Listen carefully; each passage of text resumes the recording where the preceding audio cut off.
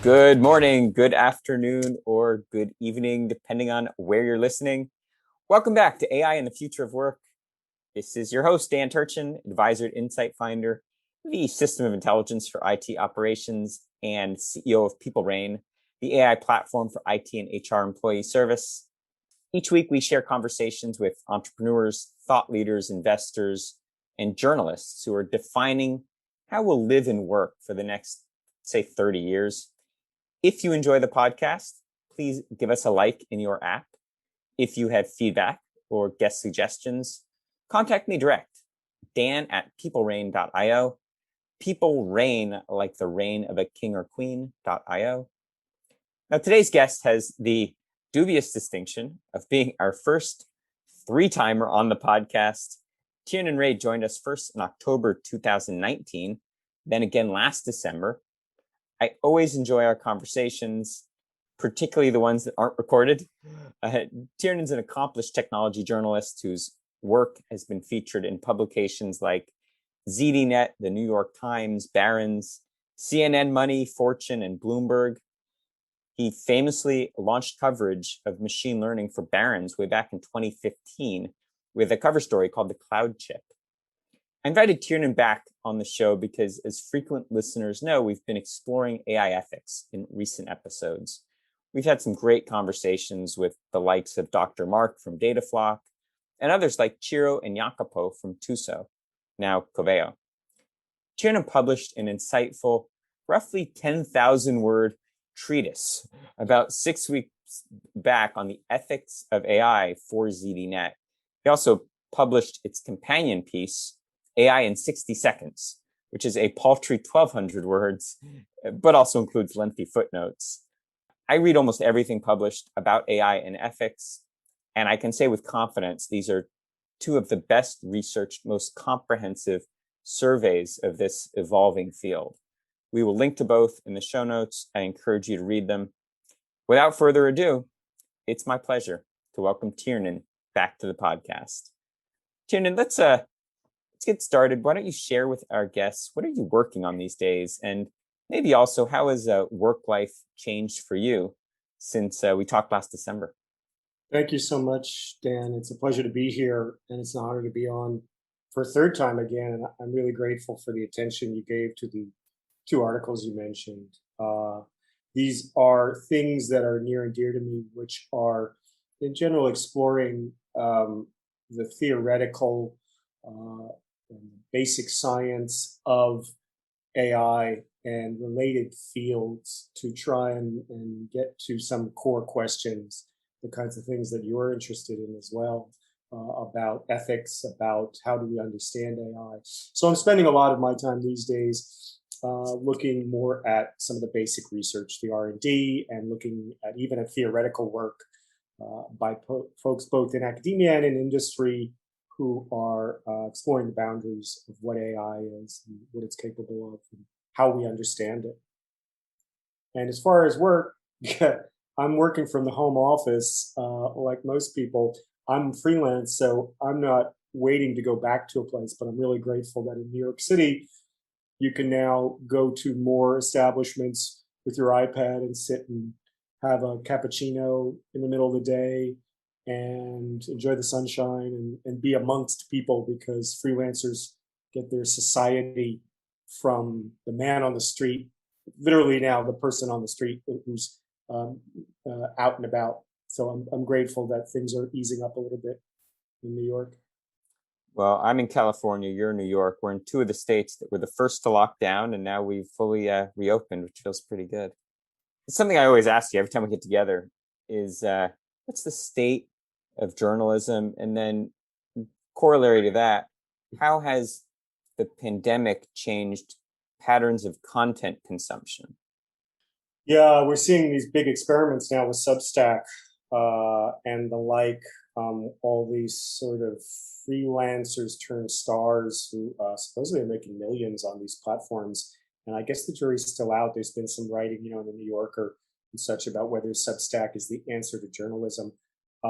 There is continues to be a dissolution and a breaking apart of mainstream journalism in terms of the economics of it, and people trying to reconstitute the model in things like Substack. And I think that we're in a period of great experiment right now. My impression is people are trying lots of different things. And there's things that are paywall and things that are not paywall, and people are interested in, consumers are interested in being readers, at least for a short while, of many things and checking them out. But I get the sense that there's strong competition for people's time for all of the engagement that they're doing on social, on LinkedIn, on Facebook, on Twitter, and just the time spent both producing and consuming on those platforms. It has got to be a serious pull from, reading the Financial Times and the Economist and the Journal. So you've chosen to publish through large media content publishers. Have you considered shifting your model to a Substack or, let's say, a Medium format? Yeah, I have the Technology Letter is a newsletter that I publish, a few times a week about tech and about stocks on Squarespace, which is the hosting startup that just went public a short while ago, about a month ago. Squarespace is a 17-year-old web hosting firm, and I use them to do a blog. And a bunch of people said to me, you should have Substack because they take care of everything and they bring you traffic. And that may be true. For the moment, I'm going it alone with this newsletter format on my own, probably because, probably partly out of vanity, because as TJ Rogers, the former CEO of Cypress Semiconductor, used to say, real men have fabs. For some reason, I feel like I want to own the whole product rather than being a widget in somebody's publishing operation. That's not really a publishing operation. None of us people get any editing for the most part these days. Editing is almost completely dead in journalism, which means, if you look beyond the commercial benefits of a Substack, it makes no difference whether you publish your blog on WordPress or Squarespace, or you go on Substack, because from an editorial standpoint, you're not going to be helped in terms of your prose. It's all on you. You're going to be a latchkey kid, writing and editing yourself and catching your typos no matter where you are. And that's actually true of mainstream journalism. You'll see more and more typos and grammatical errors in top tier publications. So nobody's getting edited like they used to, which means from a writing standpoint, you kind of may as well be on your own on some level. Who's left to scrutinize over the facts, let alone grammatical issues? Right, exactly. I mean, it's being handled by the community, quote unquote. So open source, many eyeballs is people on Twitter saying this is terrible, and viral rage about it. But that's basically what's happening now. Is people who would have been the readers, who would be below the fold in the comments section, are now stepping up in social, I guess, to say this article's outrageous. And it happened a little bit too with this feature in the Times, right? About they chased down this Canadian individual who was supposedly a jihadi, and lots of other media had a cluster and sort of outed the Times on this. So I guess it's happening by vigilante justice. Yeah, we've crowdsourced the editorial function. Correct. Well put. We're going to focus mostly on AI ethics, which is, I think we'd agree, kind of a loosely coupled collection of research topics. Yeah. Question for you: what does AI ethics mean to you, insofar as it is a quote emerging field? Sure. And given that it's kind of a loosely coupled group of topics, sure, how do we measure what it means to exercise responsible use of AI? So I guess on the first part, Dan, since you have a deeper background than most people on these things, that a core concept is the objective function, which is the measure of success you're seeking to optimize in an engineering problem. And in AI, traditionally, with a learning machine, you optimize the objective function, that is your error, your loss in whatever machine you've built. So you have a goal for the machine to operate to a certain level of reliability, and you just keep refining your machine until it gets there. And that's the kind of classic deep learning, machine learning engineering problem. We've now kind of made this leap in society to thinking we can set all of our problems, such as bias in the colloquial sense, prejudice, racism, and now things about security, policing, justice, freedom, civil rights, as an objective function. We're now kind of looking at Amazon as a question of an employer and labor and career and quality of life. And we're looking at Apple as a healthcare provider. All these companies were sort of all kind of agreeing as a society without formally agreeing that we think we can take these massive problems of human beings, such as justice and equality, and make them an objective function in an engineering sense. That's the implicit assumption of what we're all doing, both critics and supporters of AI.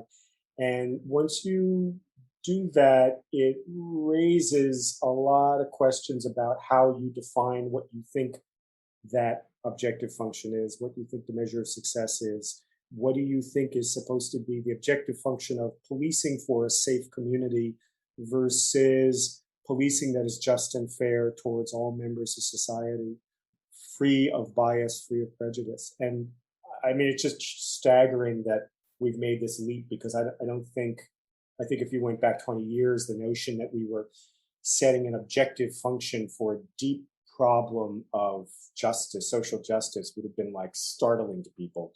But it's kind of where we are now. A few weeks ago, we had a guest who was talking about AI ethics in terms of data rights being the new civil rights. I thought that was a nice marriage of two terms that don't typically get used in the same sentence, but thinking about, kind of the big five tech providers are really like the new government. Yes. And who owns the data is the one who's really the arbiter, or really the judge and jury.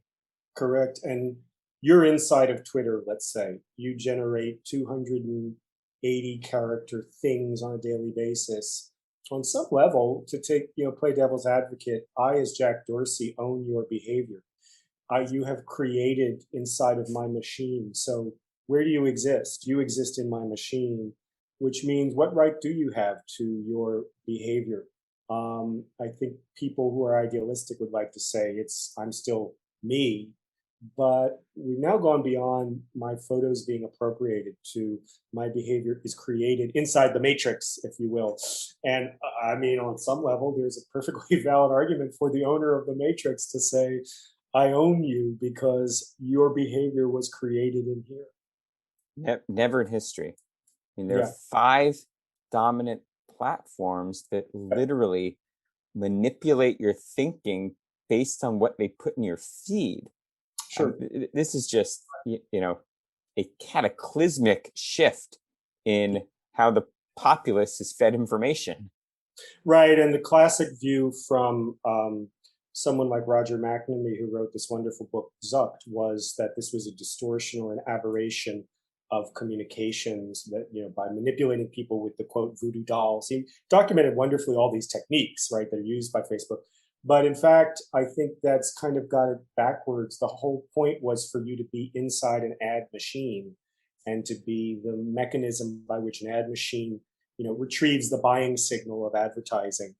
So what can you say? You signed up for that. That's what it was. It was never supposed to be mainly about you as a person, subsidized with a little advertising. It was to capture the advertising signal. So, that's what it is. So as your publicist, I know that AI will never replace Tiernan Ray. What you do is unique, the synthesis of thoughts. But thought experiment, when will AI be just as good at writing headlines, say, or summarizing long-form content, or maybe even reading the news instead of news anchors? Is that something that, as a journalist, do you see that in the headlights? For sure. I mean, people are furious about clickbaiting, which means a headline that plays upon SEO. Basically, the editors are looking at what monetizes. And so a machine should be better at monetizing against a machine. If the machine knows how Google search analytics surfaces things, then you should be able to build a better machine to design a headline that will play well against those SEO dynamics. So sure, to the extent that people are already kind of becoming used to a headline written not to communicate, but to play the game of SEO, then it's just a short step to have a machine do that better. Just like AlphaGo was better at the sort of fairly constrained dynamics of a full information game like chess. This is at some point a fairly full information game of SEO. Why not have a machine do it? Polish your crystal ball. Is that 2 years out? Is it 5 years out? Is it 10 years out? Yeah, it's in play now, because with the economics of journalism, it becomes more and more an incentive to find ways to amplify and disintermediate that editorial function, to put in place something that is an SEO programmatic tool to play that game. Sure. In your article, you reference Margaret Mitchell, who was famously fired as an AI ethicist at Google. And she posed the question, what can AI do to bring about a better society? How would you answer that? Well, if I was optimistic, I'd say the best thing it can do is to fix all the broken software, because as Andreessen said, this world's being eaten by software, and right now it seems to be eaten by really bad software, stuff that promotes ransomware, stuff that is easily exploited. And in theory, a lot of that could be cleaned up with a program that does a better job than a human programmer at finding the faults. So I like to think that in a narrow case, AI could fix all the broken algorithms that are now threatening, the food production system, the energy system, the transportation system in potentially catastrophic ways. That's the positive possibility. I think the negative is we really need to get back to this question of objective function and what we think that the machine's supposed to be doing. If you were to say a convolutional neural network can do better at developing a visual computing ability, that could be a useful component for a society that saves the big questions of social justice and policing, for example, to human deliberation. I'm not sure we want to make that an engineering objective function. So I still believe that that issue at the top of this discussion is the issue, which is what you decide society is going to give to the computer systems to resolve. I think one of the central conundrums that's fueling this emerging AI ethics space is the need to reconcile that AI technology can obviously be used to harm. And I'll give one example of Clearview AI was being used for facial recognition by police departments based on biased data, and doing all kinds of unanticipated things to target underrepresented minorities in the field of policing. Obviously, something that nobody wants, and that we can't tolerate it. And we've made it clear to Clearview and to other technologies like that we won't, that's not acceptable. That's an easy one. But I think it's important for us also to consider the fact that there are dangerous criminals that were taken off the streets that might not have otherwise, and so that there are lives to be saved and there are lives at risk. How do we wrestle with the fact that AI is designed with good intentions, but if we're not wary of its potential to inflict harm, it can go awry? How do you reconcile those two extremes? Yeah, it's a great example, Dan. I suspect that people with responsibility should also be the ones with authority. So, for example, in the case of Clearview and other systems used for policing, I would imagine there are challenges currently underway or to come in the court system. And some of these methods, these algorithms, will be evidence submitted to trials.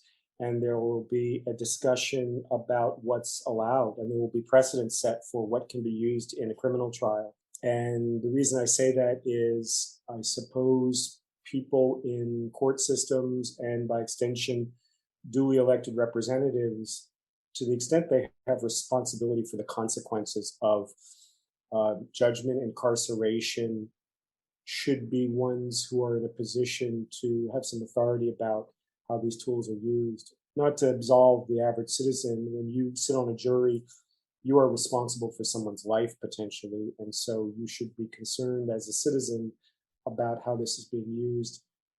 That's to say, as a person who writes news articles and opines occasionally, I don't have requisite responsibility to command authority to make a decision. It's my impression that all kinds of areas of society that are going to take responsibility need to be the ones to decide, are these tools going to be used and how?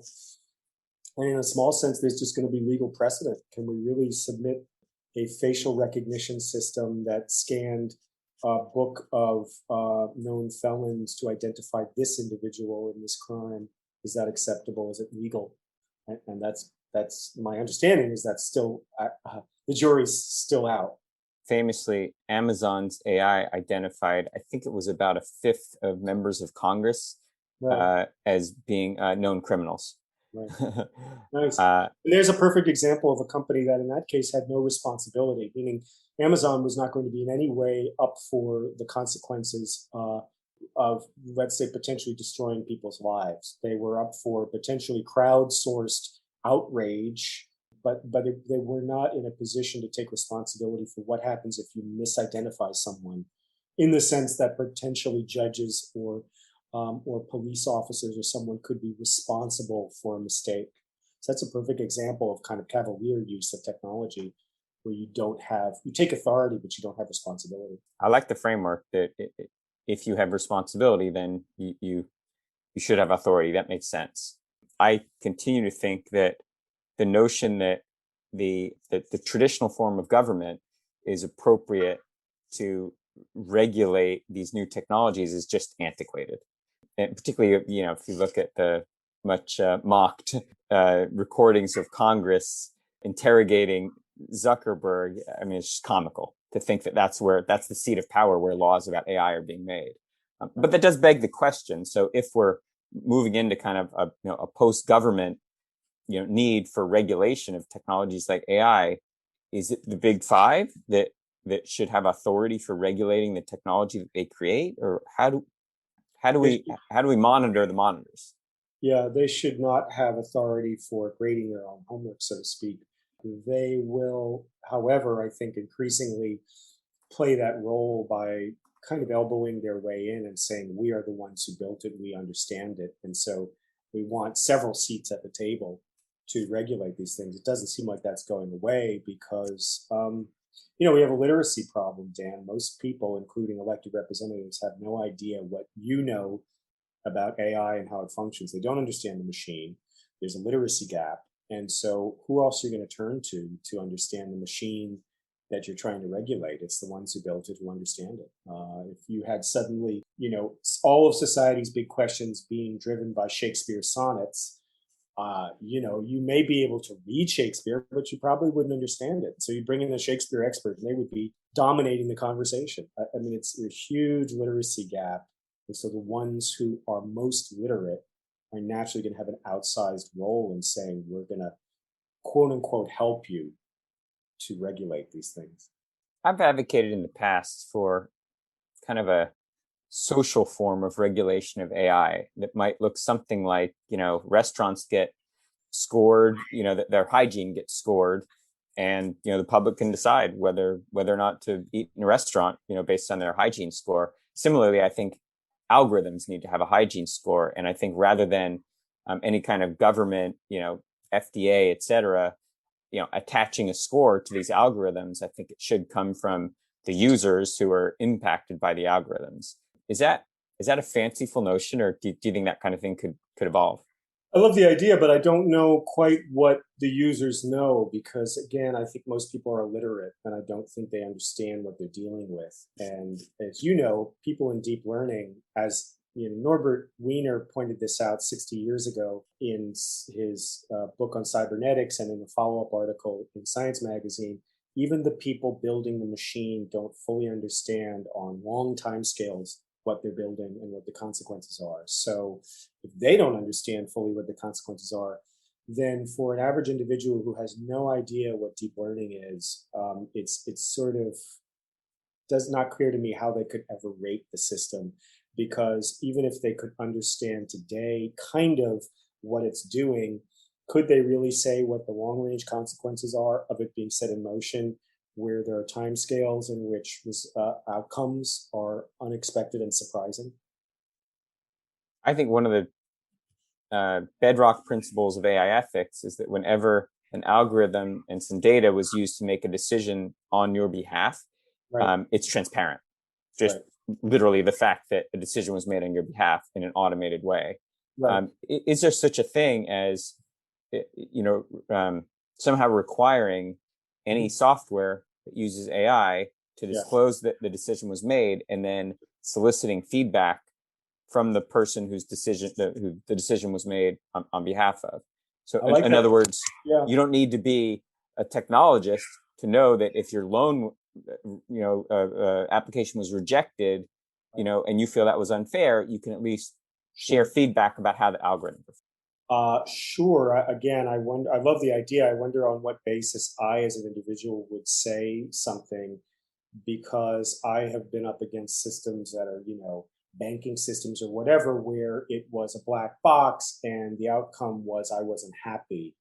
But if you say, even if you could solve the problem of transparent AI, so to speak, which is a technical problem in itself of having the machine describe what it's doing and how it arrived at its outputs, even if you could solve that still challenging technical problem, then on what basis would I, again, as an individual, be able to assess the merits of that explanation? Because I could imagine I would be upset and want a voice. And it's very fine to have a voice, but if you're illiterate and you don't know anything, then what are you going to have a voice about? It's just, I'm upset. I mean, I know I'm upset, and I know that I feel I should have justice, but I just keep thinking we're up against this problem that people really don't understand what the technology is, and so every measure for them to be involved is going to be stymied by the fact that they have no idea what's going on. They just don't. So it's become almost just acceptable in the field of AI ethics to expect AI to be, quote, explainable. Right. And I don't think we've spent enough time talking about what explainability actually means beyond kind of the platitude that it's better for it to be explainable than not explainable. In fact, just this week, a company called Fiddler.ai Mhm. announced a $32 million Series B round of Nice. funding to make AI explainable. Nice. If you've got the keys to the kingdom, and someone says, tell us what Yeah. AI explainability means or what it Sure. should do technically, what does that look like? Yeah, especially since the data, as it said, the data is the data, Dan. Probably what we make of it is in the model, let's say. So in the hyperparameters, in the weights, are the pattern that we think. The pattern's not in the data exists like snowflakes exist in nature. When you submit them to observation up close, you see beautiful patterns.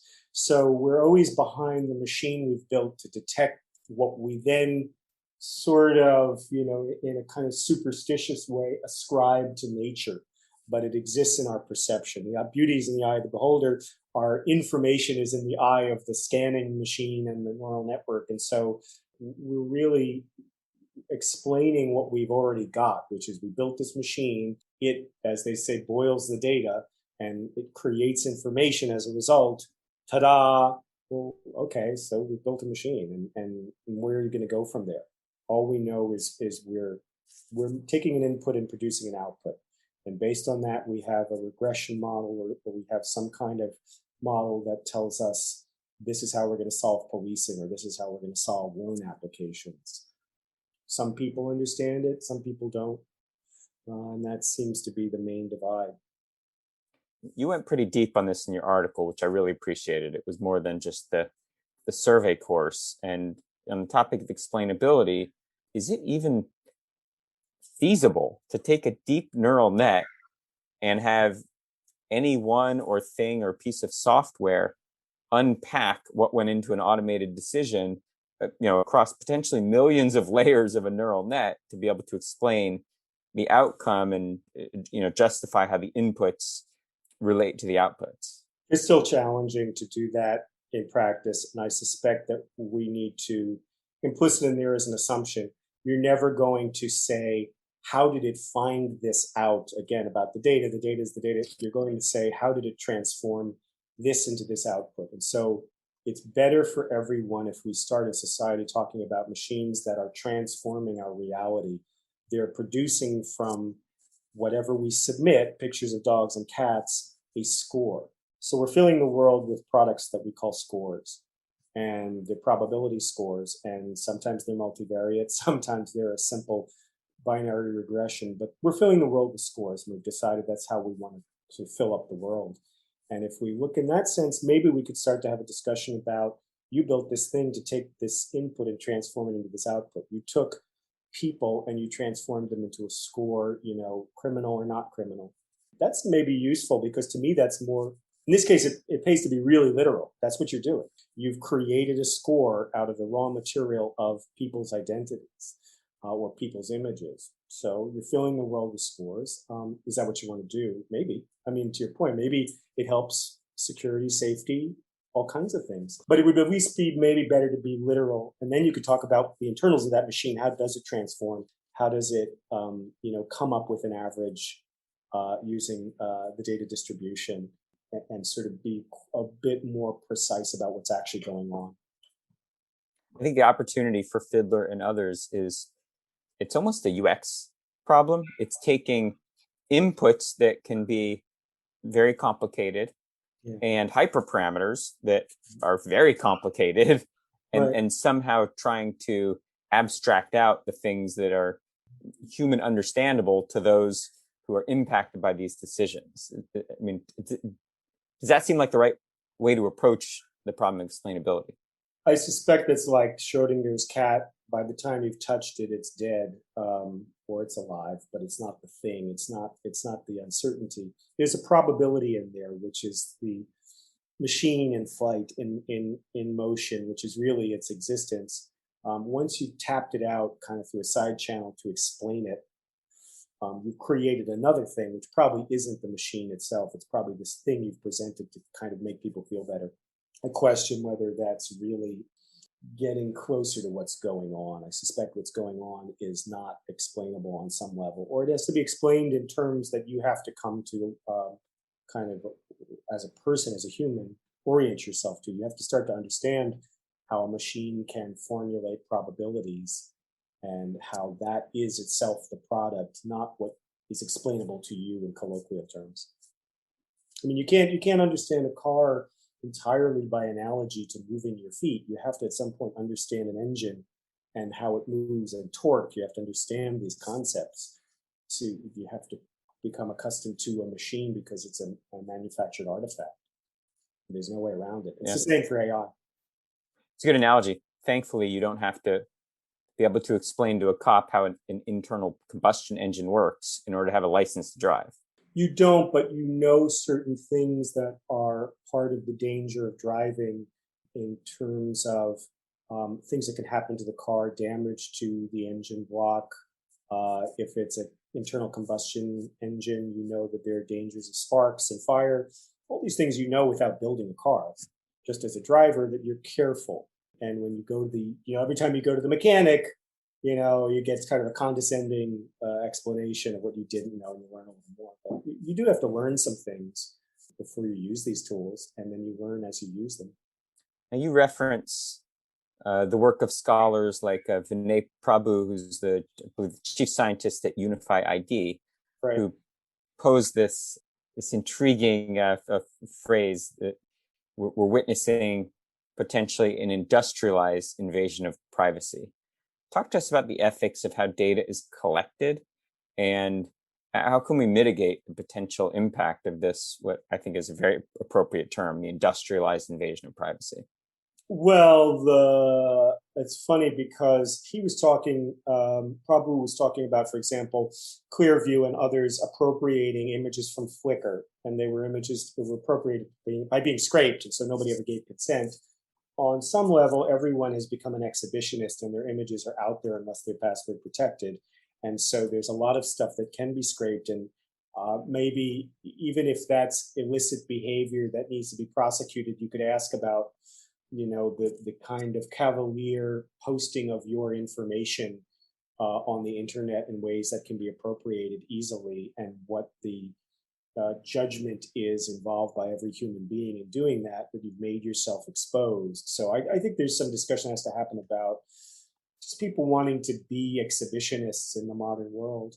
But what he was also talking about there is sort of the creation again of an objective function that then subsumes everything to it. So you use images of people to come up with a beauty score, and the beauty score is used for smartphones to create the algorithm that will beautify your selfie. And so in this case, it's like once you've set the objective function, which itself is kind of weird, like the beauty score, then everything is grist for the mill. You just feel entitled to grab everything you can. And so it's another, nobody outside of, let's say, the individual research groups or the companies developing these got to vote. Maybe that would be a good place to start is, should you be able to create these objective functions?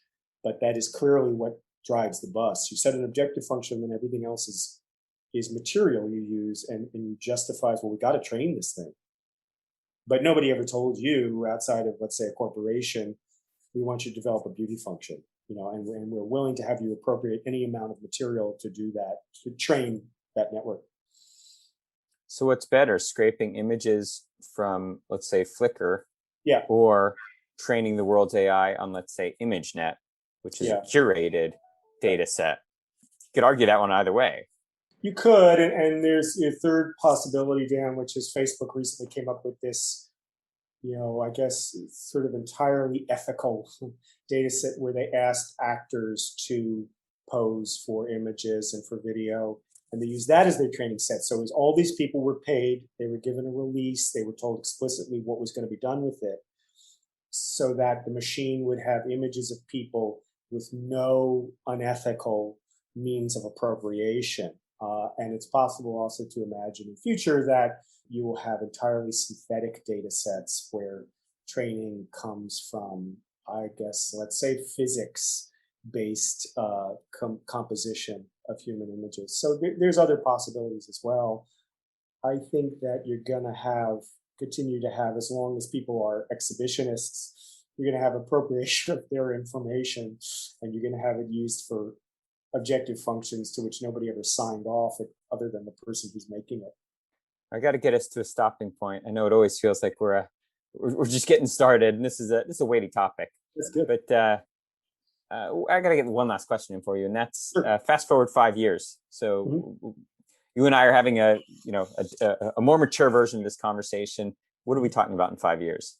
Yeah, I hope, Dan, that we will be talking about the flowering of blockchain as a means of people to reassert some individual control. There is a nascent movement to have blockchain be a way that people can, to your original question, own their data, that it is not inside of the machine.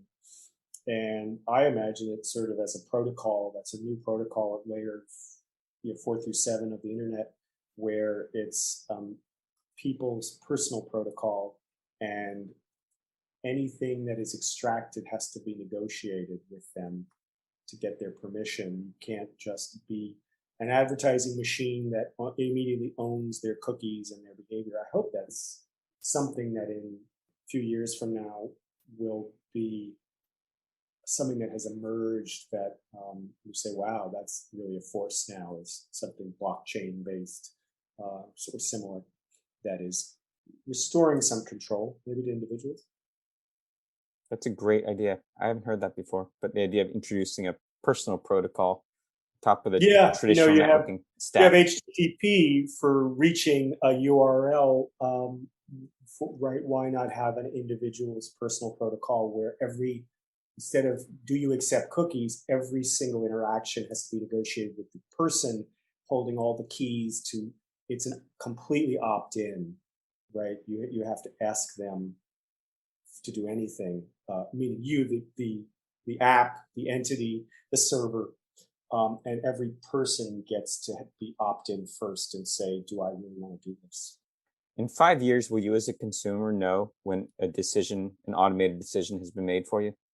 You will not know because it will be so multifarious. It'll be in so many places. It'll be in so many algorithms that you will have no idea. It's just like spam. Who knows? Who knows what's in this sandwich? Sounds rather dystopian, but Yes, it is. But at least we can have fun conversations about it. I'll tell you what, in 5 years when we're having this conversation, maybe it will look rather dystopian looking backward 5 years, but hopefully looking forward 5 years from then. I know. We'll I have hope reason to be this looks like, optimistic. yeah, overly negative and dour at the time, and say, oh, it was much better than we thought. Yeah. Well, Tiernan, you're our first three-timer on the show, and certainly Yes. hope you'll come back. And For sure. so much more of this discussion to be having, and love having this conversation with you. Likewise. Thank you. Cool. Great job.